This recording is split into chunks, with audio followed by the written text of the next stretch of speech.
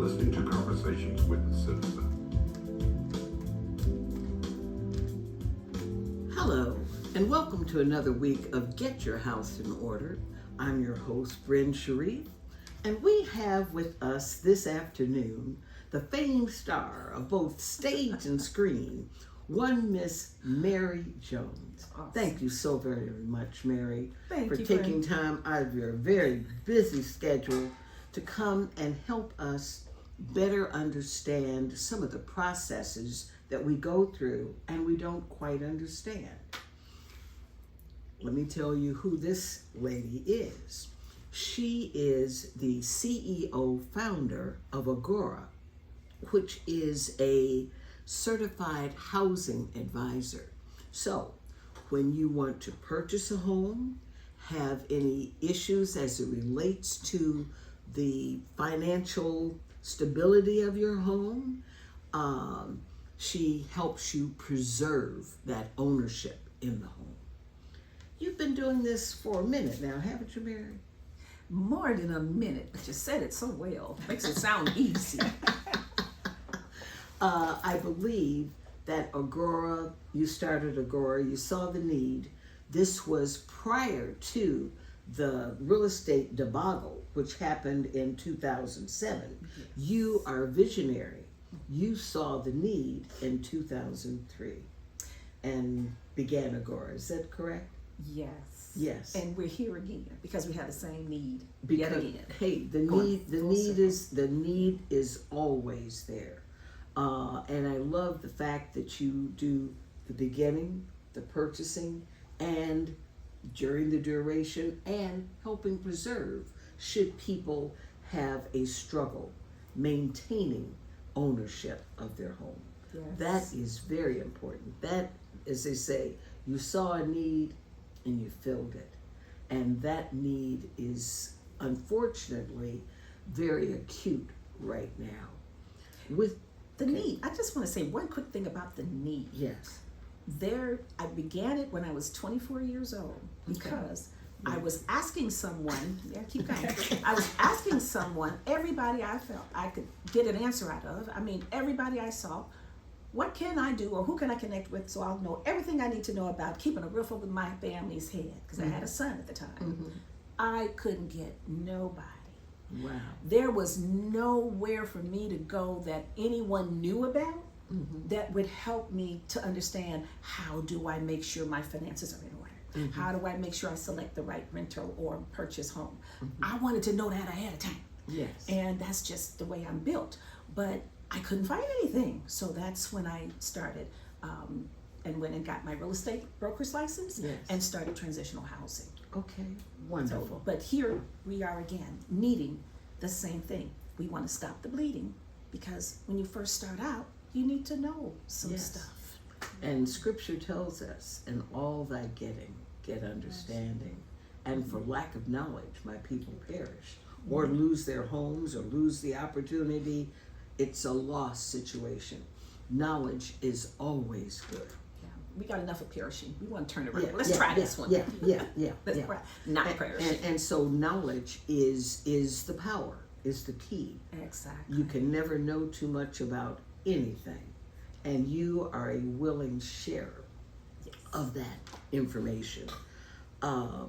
Thinking of which, Agora, give me a scenario of who your client, how you get your clients, and what you do to put them back on track. The main thing that I'm embedded in as foundationally is that they have to understand where they are right now. Okay. And once that's clear, things start opening up because you got to face the facts. It is what it is. But now, what is it that you want? Yes. Where do you want to go concerning your housing? What are you planning? How many children do you think you want? Whatever, if it's a husband and wife or whatever. But the point is that you have to think about both of those things. You got to know where you are to know that you're doing the right thing to get where you have to go. Yeah. I talk to young people all the time, and as you know, I'm a proponent for it's better to own it than not to. So the acquisition of real estate is something that I have always pushed. Own it.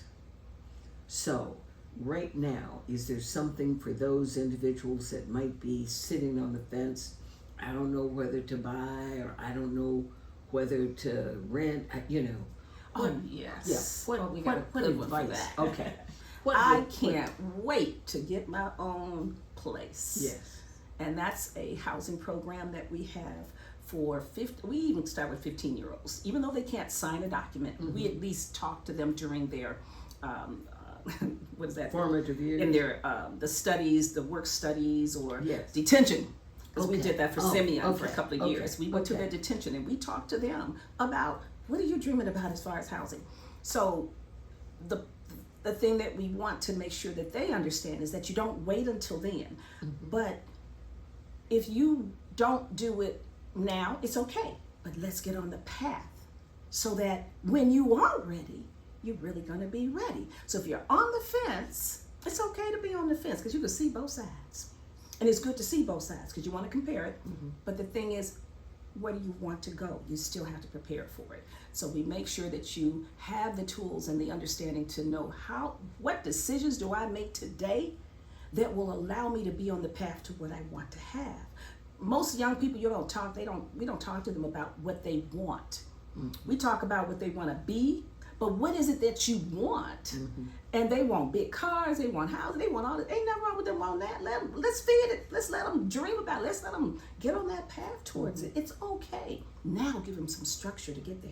There's a process. Yes, There's a process. So with anyone that is on the fence, buying, it is an ownership, it is an investment. If you have another type of investment that you want to do, fine, dandy, but you should be investing in something Yes. just for your future. The years when you're no longer working, you're retired, what are you going to rely on? It shouldn't be anybody else. Yeah. It should be on your investments. Yeah. Money is, and I keep going back to scripture, maybe it's because I'm a preacher. Maybe. But the talents, and scripture tells us about the talents. You can't plant something in the ground and expect to be rewarded. As a matter of fact, that is the curse. So money that you receive is not just to buy immediate needs or wants. It is to grow. And that growth must be put in something that appreciates in value. And those are things that I presume that in these detention classes, you're letting them, you might have a Rolex watch, but that Rolex watch, what is the appreciation for that? All items that you buy are not appreciating assets. Especially cars. And we know we love our cars. Yeah. And they start to depreciate the second year and drive it off. So Yeah. it's understanding that your finances has to lead you to where you want to go. Why else would you have finances? Is your finances only to pay Peter and Paul and Bob and Scott? Is that what your finances are for? That's not what your finances are for. Your finances are there so that you can get somewhere. So wherever your heart is, that's where you're going to put your money. But you have to first know where your heart is. Know where it is you're trying to go. And we push that, especially you mentioned the talents. You have a lot of talents. You might not be able to go full blown with it right now, but you can lay the groundwork. And that $10 you set aside for it, it's going to pay off for you because you're going to be ready. You're going to be educated. And that's what we do. Education is what we do. A lot of people discern that when they get ready to buy a house, all they got to do is just get a realtor, find a bank, and just start looking for a place. And that's been like that for a very long time. Well, no, you need to start with education first. Just like when you go to buy a car, you take your mechanic with you and you get all types of input from that mechanic. You drive it for a little bit, you pull over, now you drive, you tell me what you feel. Because I don't know, I'm just driving. So you take that mechanic with you. What do you have when you're buying a home? And I like to say a home is an apartment and it's a single family, 2-unit or whatever. Both of them are home. Either way, you're spending the money you have to house your family. What that rental means is that you're going to learn how to be a renter. You're going to learn that. However, you still have the responsibilities. They're not that different than a homeowner. Because here, you got to weigh it. Either you're going to wait on the landlord to fix everything, or you're going to be intuitive enough and creative enough to get it done yourself. Why do you want to wait for someone to fix your window, or you want to be in a position to be able to get it done yourself? And you could do that with just planning and education. And plans have to have a strategy. So the strategy backs up the plan. Yes. A lot of times we just have a plan. My plan is to be rich. I ain't there yet. My strategy is there, but I managed to just update that analogy that I have for it, or I might change a direction of something just a little bit. But you got to look at it. You just can't make a plan and never refer back to it. We do that with housing. So we wind up in a house or a home, apartment, whatever, that we can afford as long as nothing happens. We're in a world where things happen, and we gonna always be. So why we must be able to have the financial literacy first before we start that process, either with an apartment or a home, is because you should not get either one unless you know that you are able to save. And if you can't save, that's not the home or apartment for you. We're going on this, I always say, a hamster wheel. We're taking all of our rental apart, we just lay it out, get all the furniture, and the next thing we know, it's going into the storage. Now we can't pay the storage, and now it's gone. So everything you bought for that unit, home or apartment, is now gone. You got to start over again. How many times? I wanted to do a research on that. How many people have actually bought house and rental units of furniture that they lost? So we want to stop that. That's why we asked HUD to allow us to change our names from housing counselors, because that was too synonymous to problems. We want it to be synonymous to a Corrective. Right, before it preventative. gets preventative, before it gets bad, or before you make all the wrong decisions, because every financial decision is either going to support your future or work against it, period. So now, as a housing advisor, and because my background, as you know, is in financial planning, one of the best tools, and you were talking about having a strategy and having a plan, is budgeting. So is this something that is a part of your advisory concept? Every time we talk, it's going to go back to the money. That's what everybody else talking about. That's what we need to talk about. So we don't have a session that we do not talk about the financial aspect of buying or renting a unit. And I have to keep them both together because they're both just as important. They're home. Yes. But budgeting right now is focusing on what is a crisis budget and how do I even start one? What is that? Okay, it's a crisis. I ain't got no money. What does a budget got to do with that? Or they'll say, well, I don't have enough money to budget. Okay, we have to explain that to them, that you don't have money because you're not budgeting. Because you get the bills from your creditors a month before they're even due. They're already counting your money. So why aren't you counting your money going forward?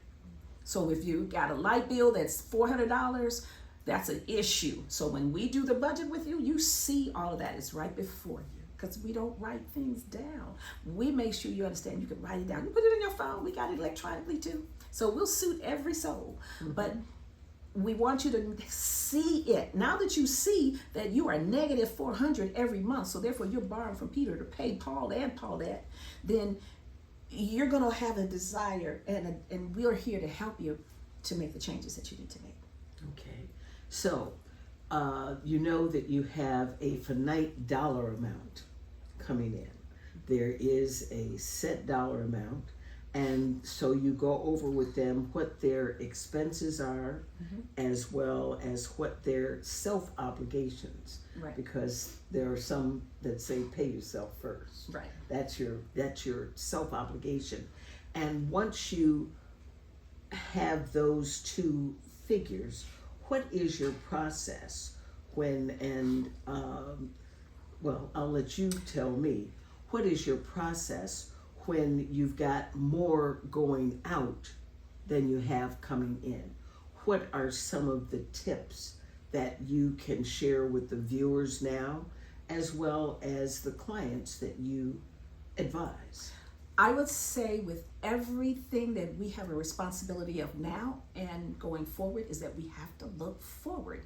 We get into trouble because we don't look forward. We may know exactly what we need to do now, but we're not looking forward. We have 2 children getting ready to go to college, and we have made no preparations for that, none. We are getting ready to go back into school, August. Well, we have a 14-year-old that wants to play football. We have a daughter who wants to play piano. Guess what's associated with that? Expenses. Yes. Additional. Money. But do we contact the school and say, okay, football coach, I need to know what is the total amount based on your projections that I'm going to have to expend for this year, if it's college, this semester, what will I have to have? If we're not putting it in our budget now, are we going to be ready for it when they start school and need to write that check? No, you're going to borrow from Peter to go pay that. Now you're going to sacrifice the possibility of not being able to pay Paul back. But the sacrifice, and that's where things come in for the planning that I would hope may be lessons taught and hopefully lessons learned. Right. There is a sacrifice. You can't, there's an old saying, you can't have your cake and eat it too.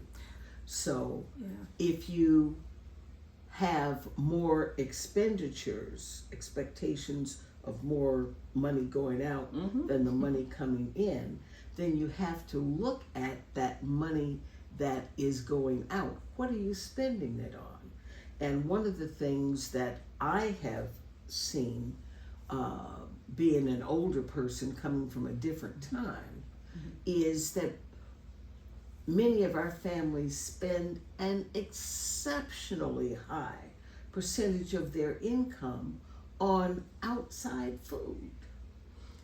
They spend an exceptional amount on phones and on cable and, you know, things that could be There's much something less. that addresses that I've been working on, and COVID kind of started it, because what I saw back then and have always been working on is that the family has to have the family involved. If I have children and I have a spouse, there's things that all of them are doing. There's favorite foods that all of them like. I need to know what they are. That's how we make our grocery list, because we just go shop, and we go shop hungry, so we're bringing back everything. So it's a bad habit to go shopping hungry. It's just as bad to go shopping without a plan and a strategy that backs it up. The strategy is find out what everybody likes. Get a list Fix before their you go dinner. in. Yeah, get all of the ingredients for those things that they like. And that thing that you like but I don't like, well, you know, that's the sacrifice. But we're a family. We're going to work together. But the point is that we have to involve our children, our spouse, anyone living in our household in that budgeting concept, because they're part of it. If they're part of it, you might be contributing to the household, and you need you're a child, you need stuff from the household. But the point is, there's something you could do, and there's things that the children can do. Yes. How many pairs of gym shoes you have in that closet that you do not wear because you feel they're outdated? Well, someone else that didn't get those gym shoes would love to have them. So let's get them, take pictures of them, give it a project. Get the children apart. Let them know that in order for them to have those things that they need, we need to come together and work this together. And now we don't have them asking for $100 gym shoes unless you done sold 5 of your other ones and you come up with $50. Now I can see myself giving you $50. Yeah. But get them involved. Yeah. And that's preparing financially. The other things, eating out, I like to go back to those days when we had Taco Friday, just open meal day 1 day a week or whatever, just something planned. We're not planning, that's why we're eating out. And guess what? McDonald's, $20 for 1.5 person is ridiculous. So, but that's where money's going. And when we write it down, that's why we write it down. That's the first thing we do with anybody.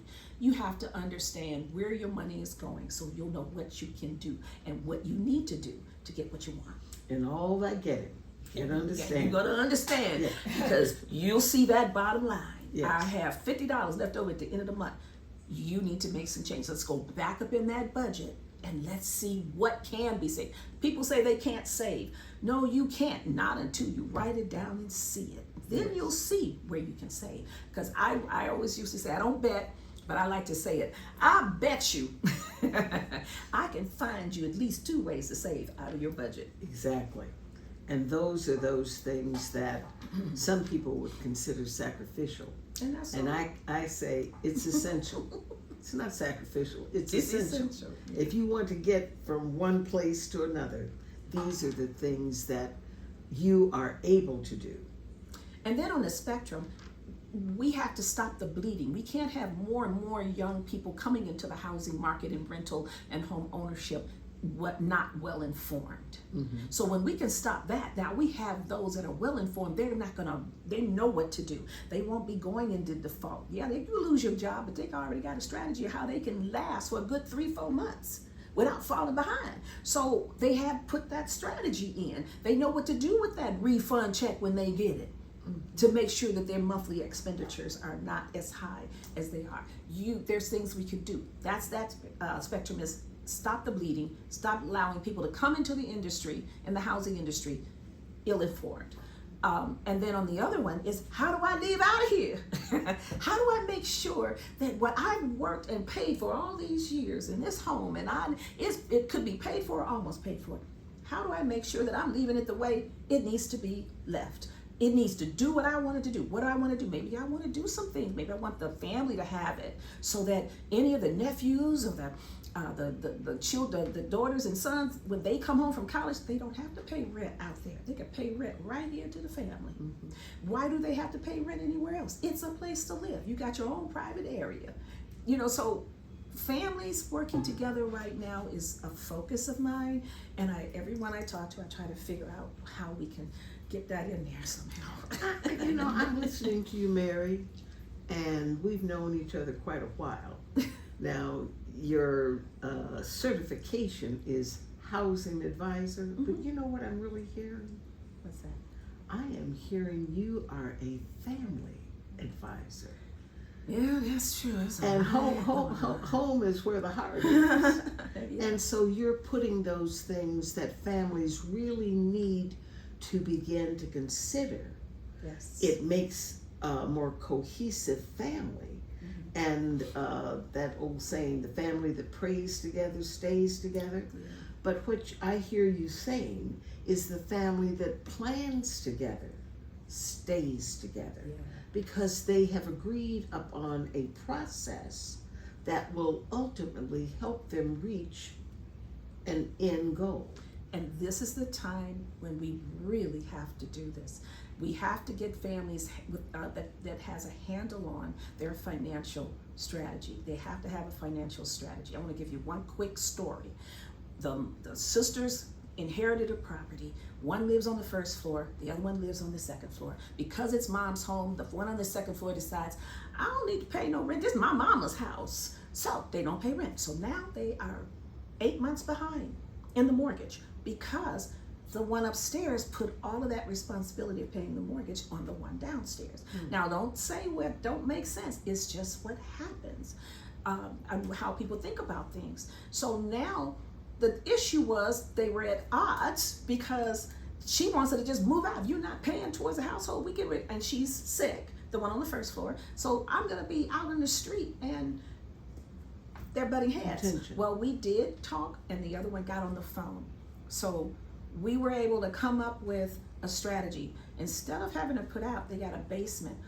What can be done to get some income from that basement? It's a finished basement, 2 bedrooms, bathroom, kitchen, everything down there. We can use that. Let's start there. So I know the other sister thought I was just gonna tell her, you need to get out because you ain't paying nothing. No, that's not how you approach that.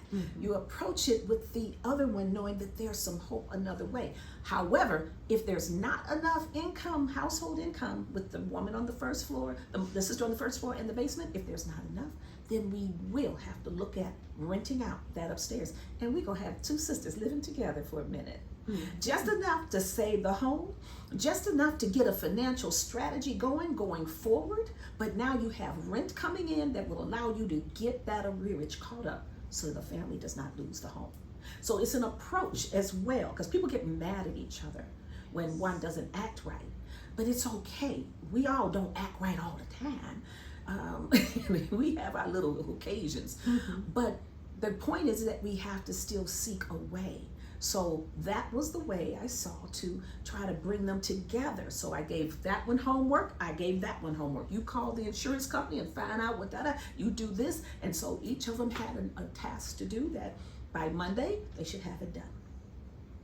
That is innovative and creative. Yes. Although I must say, I would have told them on the second floor to move to the basement, because that second floor apartment might have been a higher generating rental unit. It would be, but again, she wasn't we didn't want to put that on her. I wanted her to get used to a way of thinking first. Okay. And then if it comes to that, then we'll say, well, what about, let's paint this and y'all do this for 6 months and give them a 6-month lease, because now we can put someone in that unit that is transitioning and they have 6 months to transition. Y'all getting y'all stuff together and then they're transitioning for 6 months. A transitional relationship means you don't have to go through courts. They're in a program. They're here to get transition. They're paying this program, but they're not paying rent. They're paying to be in this program, and they have a curriculum that they have to complete for those 6 months. And we check in with them every month. Are you doing this? Because by the time the 6 months, they're supposed to be ready to go out and get their own place. Now, if you want to, you can move back upstairs, but that's after you have a solid plan on how this building is going to go forward, because you still got a mortgage. Just because you're caught up don't mean it's over. It means how are you going to go forward? So that gives you the time to come up with that strategy.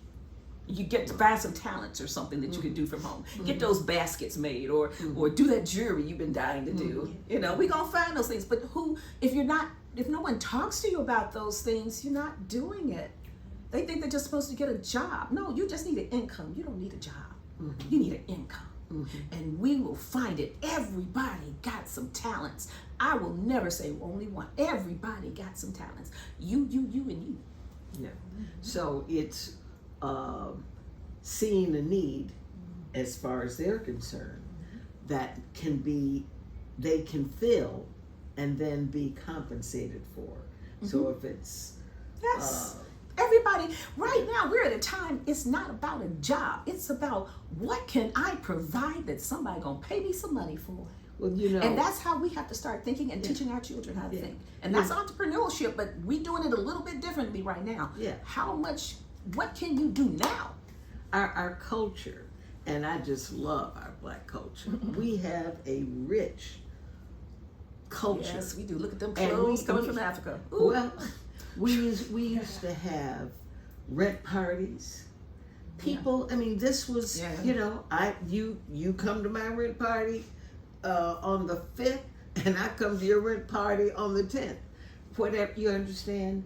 We had and that's those helping things. each other. We did. I'd like to see that come back. We did chicken dinners.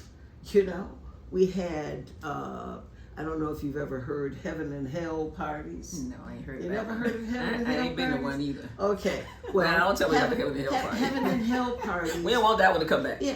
Well, it was cute. It was innovative. A heaven and hell party was where you had those heavenly things that were food types and drinks, and then you had those that were the hellish kind of foods and desserts, like i.e. devil's food cake. Okay, I see. Angel food cake. Okay. And so you had those things in juxtaposition. There is a devil food cake too. Yeah, That's right. I forgot about that. Yeah. and an angel food cake. And deviled eggs. Yeah, and deviled eggs, exactly. Oh, that's fun. So we got something going on now. Okay. yeah, okay. So it was cute, it was innovative, and people used it to pay their rent. Yeah. You know? I think those are we have to think outside the box. We have to get back there when it was working. Those things that worked, why did we change it? Well, I forgot about it, or mama didn't tell me. A lot of things got just lost because of generationals not passing it down. But we have to get everyone into the mode of being ambassadors. So we have ambassadors. Every client that we talk to is an ambassador. Every renter, every homeowner, everyone that's not in any home right now, they might be on the street, but they might be in a shelter, whatever, you can be an ambassador. All you're doing is talking about what you know is good for people, period. We have to start sharing. And one of the things that I really like is your spirit of love. You have an organization, and it's called the Faith-Based Initiative, Faith-Based Housing Initiative. Yes. Give us a little really, information. Faith-Based Leaders Housing Initiative, because we're Okay. starting with housing. There's going to be others. That name is going to change from housing to something else. Okay. But we started with housing because home is the foundation. So we have to start there. So that is a group of pastors that have come together that believe that they should be the lighthouse in the community to connect people to everything they need. And I say everything. You might have a problem with that. Everything. I don't care what it is, the church should be able to connect you to it. Now, how does the church do that? Well, Agora's coming up with the resources, the professionals in every possible area. And we're starting, like I said, with that and mental health, things like that, but also generational wealth. Those kind of things is what we're dealing with right now. We're going to get those pretty solid.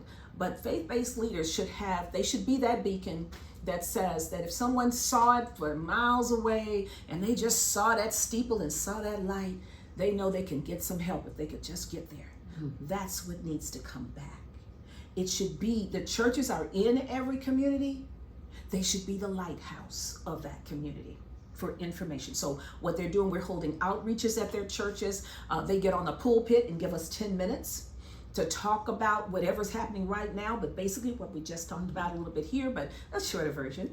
And we know that once it gets on that platform, it's important to the people because the pastor allowed it to be there. It has to be important for faith-based leaders to put that before the people during morning service. What else? I mean, yes, having a faith and teaching about the word and everything is fine, but we've got two sides. We still got natural and spirit, and God said natural first, and we don't even have natural in there. So they've allowed us to come in and just talk about that, no more than 10 minutes tops, and I can get it in 10 minutes. But bottom line is, it's coming into the church. Now the church has connected, so when anyone comes in there, they'll know that they're connected to the information because we're making sure the church has it with the outreaches, with the resource events that we'll be putting on.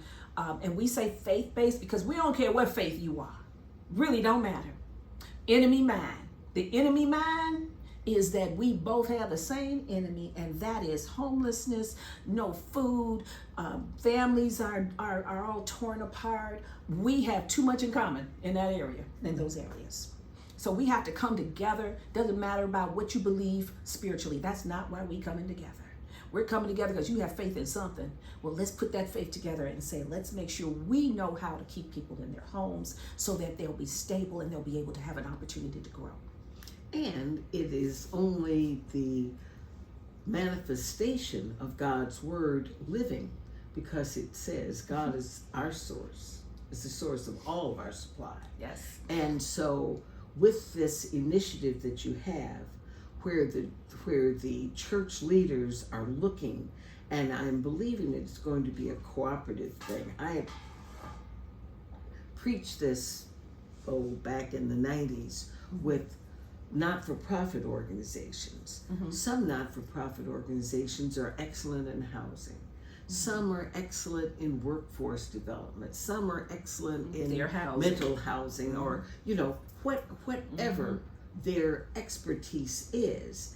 And I would tell them, when you get these grants and it has a component, let that other not-for-profit take that part that they have that Exactly. expertise in to serve so that all the needs are met. And that's pretty much the foundation of the Yes. Faith-Based Alliance, the Faith-Based Leaders Housing Alliance, is Yes. that every church doesn't do the same thing. Exactly. Everyone has their own strengths. But why should you come to you and get only the generational wealth prospects? They should come to you and get connected to everything else. Yes. Why would they have to leave you and go find, where do I get help with housing? Where do I get help with this? Resource. We should be a resource Yes, ourselves. yes, without a doubt. And that's what the basis of that initiative is that we have to put it together, every need and concern. So we have a needs survey. What is your need? They fill it out. It goes to that person connected to us that does that. Some of the people looking, and your function is to preserve that home ownership.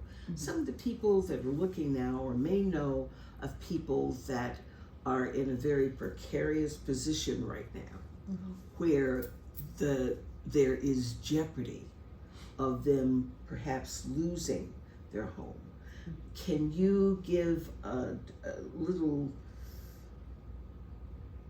pep talk on why they should contact Agora now to help them in that ever-present need?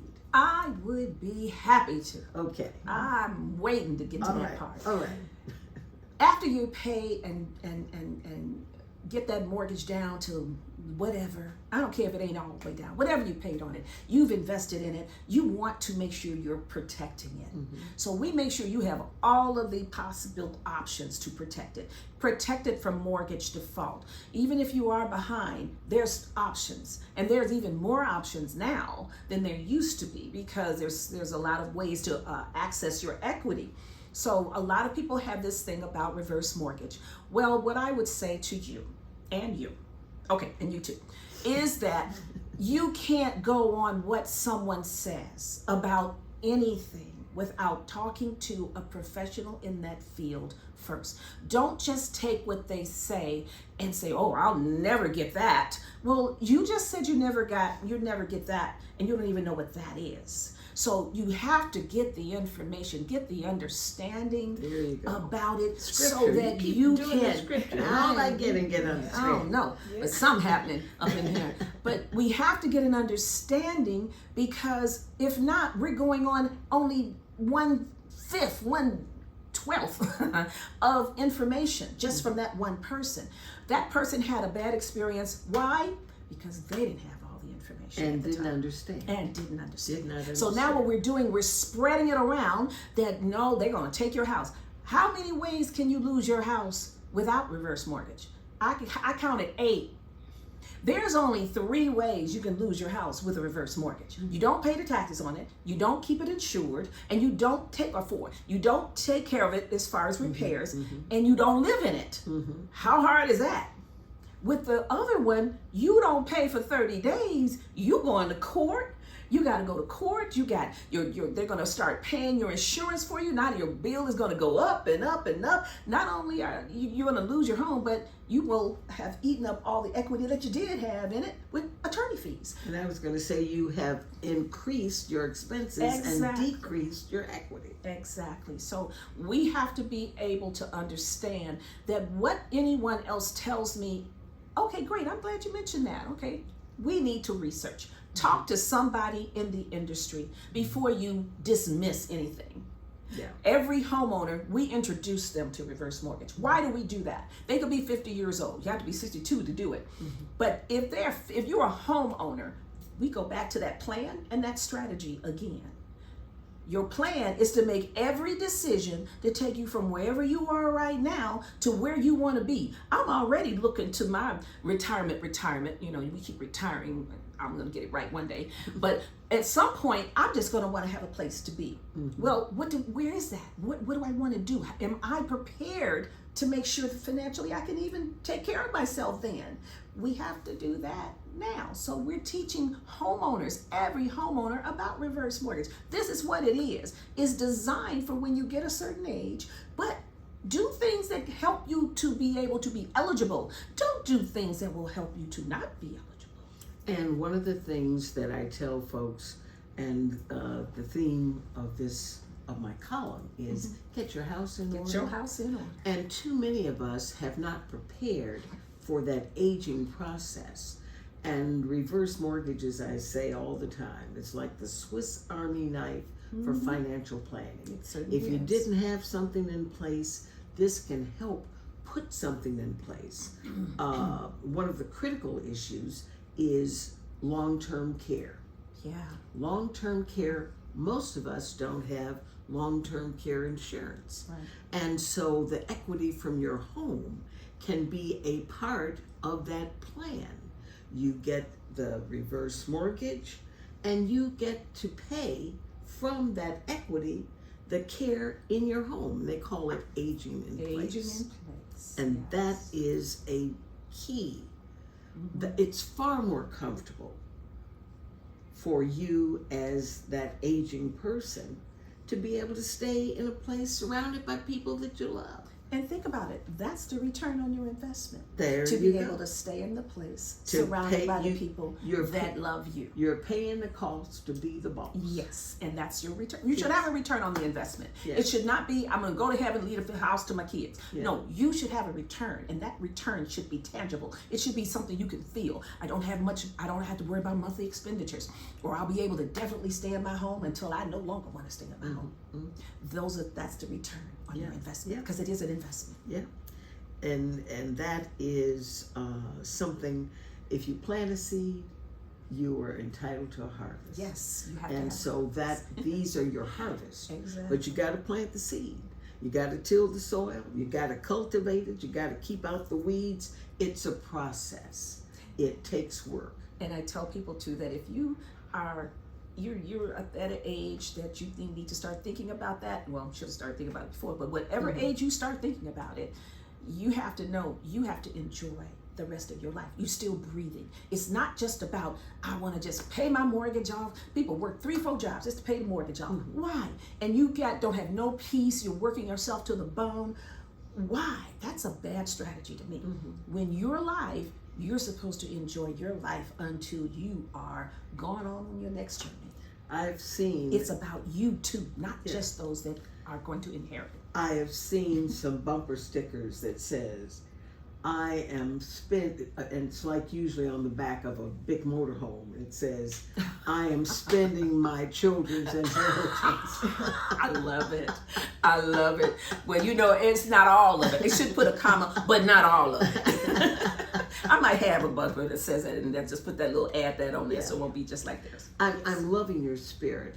Can you share with our viewers, what does Agora mean? Well, Agora was given to us back in 2003, and it's a Greek word for marketplace. You take that corn to the marketplace because you got a boatload of corn at home. That's what you grow. You take it to the marketplace, but you don't want to come back with no corn. You want to come back with what you need. So you take then what you need. That's why we need ambassadors. You take back what you need, but you're going to take back also some information. Yes. And then the other word is a spiritual word for a place of redemption. Okay, all right. A place of redemption. You can get anything back. All right. And so that's what you have successfully done now for over 2 decades, helping people acquire, and I always say, obtain, maintain, and sustain, and now ready to pass it on. Yes, got to add that in there. Yes. Oh, and the one on the front for being prepared. Yes, you got So we got that full spectrum now. In that, be ye ever so prepared. You never know the day nor the hour. It has been a pleasure, Mary Jones. having this chat, this conversation, and tell people how they can reach you should they need to get more information to help them become better advised on family and housing. Well, thank you for that opportunity. Yes. Everybody, Agora, Agora. Just remember that. Also, you can call us at 773-483-3888. Now, that's an easy number. Let me tell you one more time. 773-483-3888. And we will be happy to hear your life story going forward. And to have it a brighter, And have lighter. it brighter. There you go. It's Happy, brighten it up. all happy With a endings. strategy. all happy endings. Well, thank you very much for taking time, as I said, out of your busy schedule to come and give us some hope.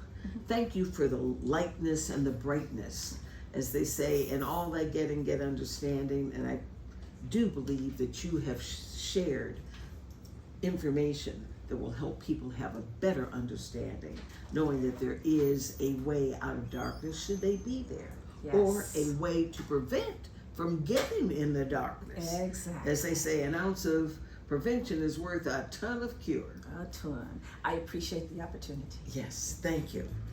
Well, this is Bren Sharif again, thanking you for viewing Get Your House in Order.